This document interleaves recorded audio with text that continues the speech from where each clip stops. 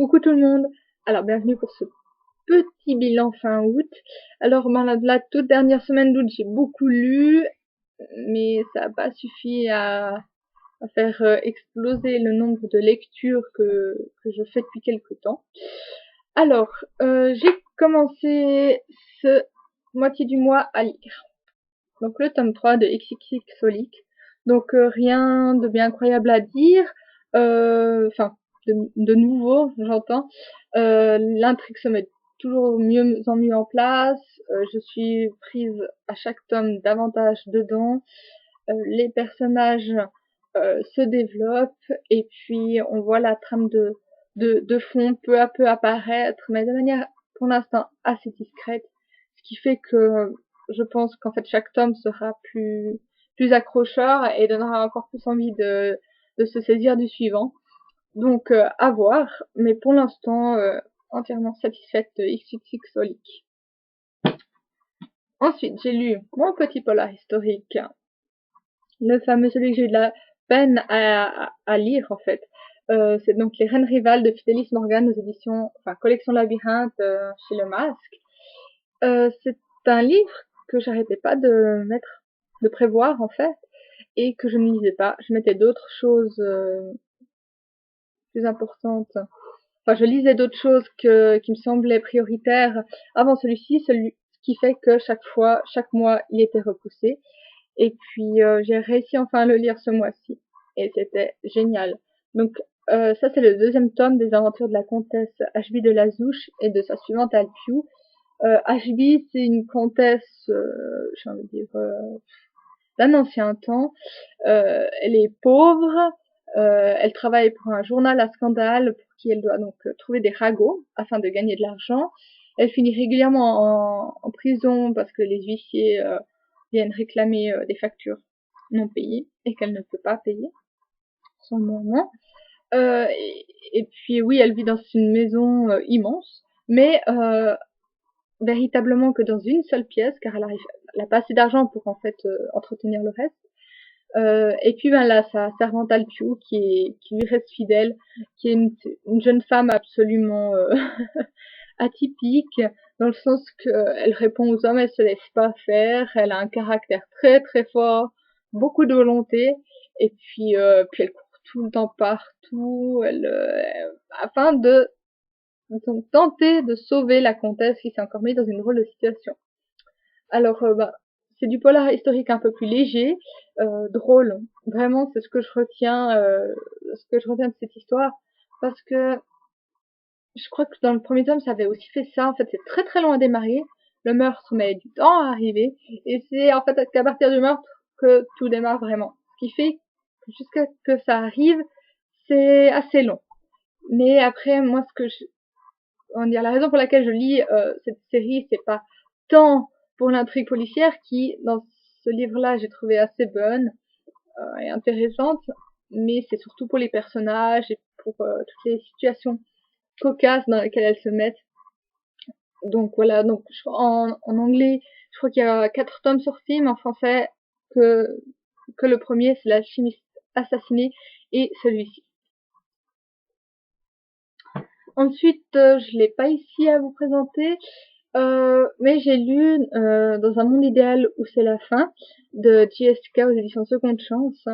Donc moi je remercie encore une fois les éditions pour la lecture de ce livre parce que j'ai vraiment eu pas mal de plaisir. C'est donc des micro-nouvelles où chaque fois il imagine une fin du monde en fait. Et certaines, c'est vrai, étaient un peu décevantes, mais pour la plupart, alors j'ai soit simplement souri, soit franchement éclaté de rire. Il y avait des fois c'était tellement vrai, on se dit que voilà, bon, peut-être ça n'arrivera jamais, mais ce serait plausible, on va dire, il a pas tiré ça de n'importe où. Et puis c'est aussi sympa de se dire que toutes ces petites nouvelles pourraient donner des romans de science-fiction au final, hein. Si on se saisit de l'intrigue de base de chacune de ces nouvelles, pour certaines, ça pourrait vraiment être développé et donner une fin du monde. Et puis c'est vrai que c'est le genre de science-fiction que j'aime assez. Alors voilà, donc vraiment, c'est d'un cynique absolument impossible à décrire, un cynisme, pardon. Et puis, bah voilà, éclat de rire, humour au 3e degré. Si vous appréciez ça dans ce livre, ne pourra que vous plaire. En tout cas, moi, je me suis vraiment bien marrée. Mais c'est vrai que je pense que ça peut pas plaire à tout le monde. Alors, et ensuite, mon dernier livre lu, c'est le tome 8 de la légende de Drizzt de Salvatore Scimili. C'est donc Une nuit sans étoiles. C'est donc la 8e lecture commune que je fais avec Faline. Et, pardon, c'est un livre, j'ai envie de dire, à part, parce qu'on sent vraiment le tome de transition. Et l'histoire tombe presque comme un cheveu sur la soupe, j'ai trouvé. Ça aurait pu arriver un petit peu plus tard, un peu plus tôt dans la saga, sans que ça change grand chose. Mais enfin, c'était quand même une très très bonne lecture que j'ai lue en 3 jours. Je lisais le matin, midi, soir. J'ai vraiment essayé de lire le plus vite possible afin de pouvoir le compter encore dans le mois d'août. Et aussi, parce que de toute façon, ça se lisait tout seul. Alors, bon, le début, c'est vrai, est assez long aussi, parce que Drizzt décide, vu qu'il a vie à Castelmitral et qu'il vient donc de perdre un être cher, il décide de ne pas attendre que les elfes noirs fassent une attaque finale pour se saisir de lui, mais plutôt d'aller directement à Menzoberranzan. Ce qui fait que tout le bout où il est en surface et où il commence à descendre, et Catibri le suit aussi, c'est un moment que je trouvais pas forcément très très passionnant. Mais après, j'ai beaucoup aimé de voir le retour aux sources de Drizzt, d'avoir un autre regard sur la société Drow que celui de Drizzt. Donc on a celui de la maison Benr, qui est la première maison, la première maison à Menzoberranzan. Donc de voir leur propre point de vue sur la situation, de voir aussi celui de Jarlax, de fréquenter l'acolyte, le nouvel acolyte de ce Jarlax qui est décidément très étonnant. Et puis, ouais, de revoir alors j'arrive pas à dire les sbires du Belin, quelque chose comme ça. Je suis incapable de le prononcer correctement. Donc, les premiers amis de Drizzt, en fait. On les revoit. Brièvement, mais on les revoit quand même. Donc, tout ça, j'ai bien aimé parce que, c'est vrai que les Drow, ils ont le mérite de mettre beaucoup d'action et beaucoup de suspense dans l'intrigue. Ce qui fait que c'était vraiment génial à lire, quoi. 3 jours, c'était vraiment, ça faisait longtemps que je m'étais pas fait un livre comme de quoi il fait, ouais, 460 pages. Donc c'est vrai que ça faisait un moment que j'avais pas lu aussi vite. Donc c'est agréable de voir que c'est encore possible. Voilà. Alors ensuite, c'est ma lecture en cours. Elfes et assassins. C'est l'anthologie des Imaginales d'Épinal 2013. Donc je vous en dirai pas beaucoup, j'en parlerai je pense à la mi-septembre quand je l'aurai fini. Il me reste, en tout cas c'est 100 pages, 154, ouais, même pas 80 pages.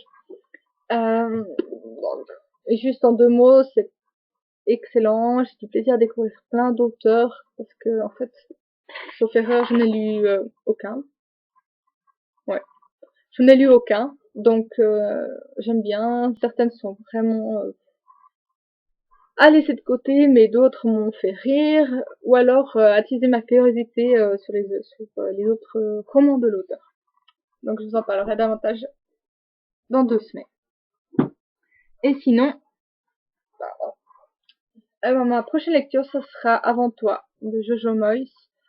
J'en ai entendu énormément parler, et puis c'est vrai que c'est un très beau livre. Je pense qu'il va être très rapidement lu. Il fait peut-être 500 pages, mais c'est Milady, comme pour Drizzt, ça se sent tout seul. Donc voilà, je pense que je vais essayer de finir l'anthologie aujourd'hui et de commencer celui-là, parce que j'ai énormément à lire au mois de septembre, et puis ça me plairait bien de pouvoir en lire beaucoup. À défaut de tout lire, franchement, ça serait impossible. Mais on verra bien ce que j'arriverai à lire. Alors voilà, c'est tout pour aujourd'hui. Je vous souhaite une excellente reprise pour certains, ou une excellente semaine tout court pour les autres. Et puis, à tout bientôt. Bye bye.